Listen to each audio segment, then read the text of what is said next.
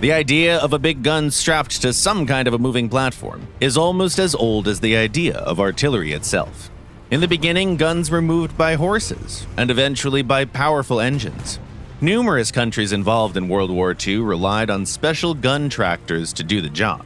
After sustaining heavy losses, though, the Wehrmacht was forced to rethink their approach to artillery. In early 1944, the German military command put forward a design requirement for a new kind of self-propelled artillery. The military wanted a Waffenträger, a special weapons carrier that would have the advantages of both a conventional gun tractor and an SPG.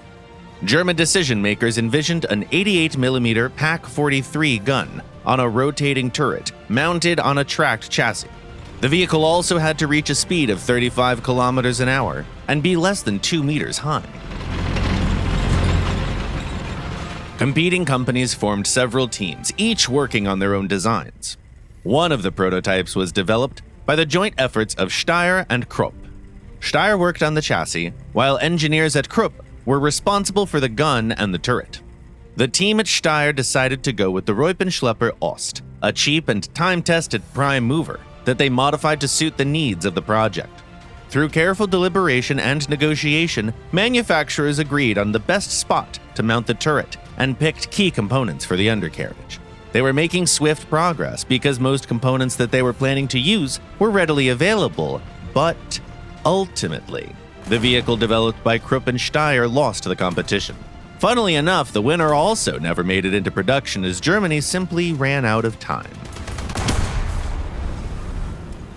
The war ended, but the Waffenträger concept endured. Not only did the idea survive, it actually led to new, exciting developments.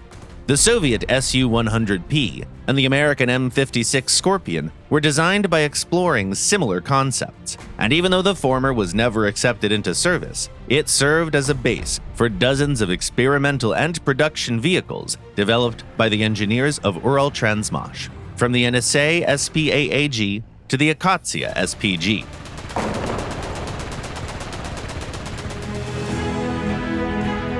Germany also circled back to exploring the Waffenträger concept, but a bit later.